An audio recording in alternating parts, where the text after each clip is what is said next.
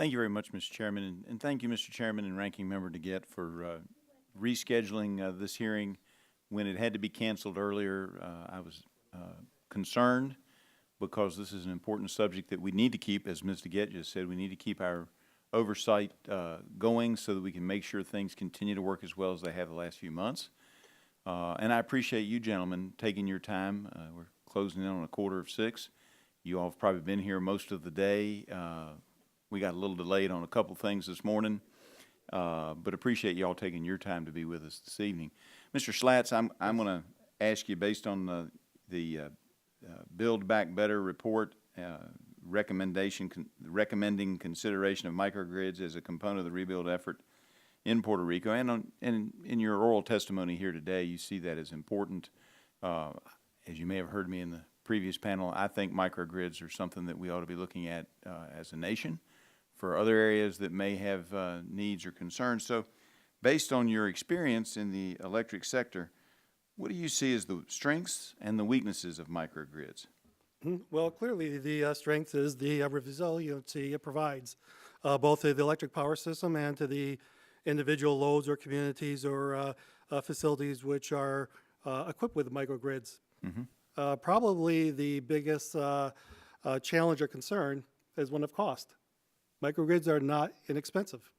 It's a very expensive way to be able to maintain backup reliability and resiliency to the grid.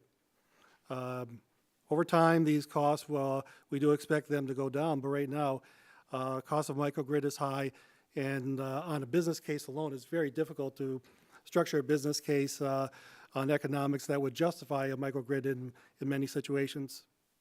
So how do we, particularly in areas that could easily be isolated in a time of a disaster, such as an island, but also some mountainous regions or some areas, we heard testimony about Florida where part of it might be fine and the other part be hit by a hurricane. How do we justify building in that cost? Because I think it's something that we probably need to do. And you mentioned in your oral testimony making sure that we had hospitals, police stations, some other facilities that were hooked in and had that capability. But so what are your recommendations on how we can bring that cost down or justify to the public the spending of? Well, from a justification standpoint, you just named the critical facilities. So those facilities where sustained power is essential, certainly that the value of the reliability, of the need for reliability is far enhanced in that case. So in that situation, is there's a much stronger case or justification for a microgrid. Over the longer term, the industry envisions microgrids providing support to the grid, so to the extent that with the proper communication and control systems, microgrids can be properly managed, can provide reliability to the system, and to some extent may be able to defer the need for centralized facilities. So to the extent that those microgrids can play a role with regard to providing ongoing and firm support to the system, that further justifies the economics of a microgrid. So kind of like the situation that I mentioned previously, where those of us who went down to Puerto Rico earlier on a fact-finding mission earlier this year, or late last year, you know, we went to a town that at one time it had hydropower, but because it was easier to wheel it in from somewhere else, that's what they did. But if you had the hydropower as a part of your mesh or grid, then in times of emergency, they could have it with the supply going to the hospital or the school or the police station, and the rest of the time it would just be a part of making the overall grid more resilient. Is that what I'm hearing you say?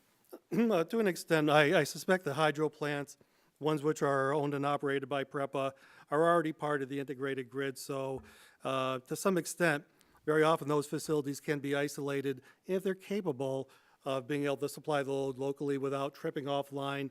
They, in effect, represent a microgrid, but they also represent part of the integrated system. So incrementally, that doesn't really, I wouldn't view that as a microgrid. They operate in a microgrid fashion, but... Yeah. Well, what happened in this case was they had just abandoned the hydro, and that's what it struck me. I was like, great, if you'd have had the hydro, you'd have had something. Now you were having to rely on it coming in from miles away and over the top of a mountain, and that was what I was thinking was if you had some of these smaller systems that were there, yes, they might be a part of the overall system in good times, but in bad times they could be a bulwark against disaster. Yes, and again, going back to my prior statement, I'm Not entirely sure why that hydro plant was not available, maybe. I perhaps think it was tourist just out of sites. use for a decade or so, but I was Right, doing but it needs to be research and connected to the loads, and needs to be able to follow Right. the loads in the proper manner, and there may have been an absence of adequate lines to be able to deliver that power. There may have been control system problems, even operator problems. Okay. So I'm not personally aware of why that unit was or was not available, but I would view that hydro unit as being part of the integrated grid, whereas microgrids typically involve smaller generation, right. typically 1 megawatt or less, combination of, say, diesels, perhaps wind, solar power, more recently battery systems, as part of a contained grid within an area, being able to operate on a standalone basis or in parallel with the power system. And I see that my time is up, but it's been very educational, and thank you, gentlemen, for your help. And I was hoping to give you a chance, Mr. Torres, to weigh in on this, but another day. Gentleman yields back.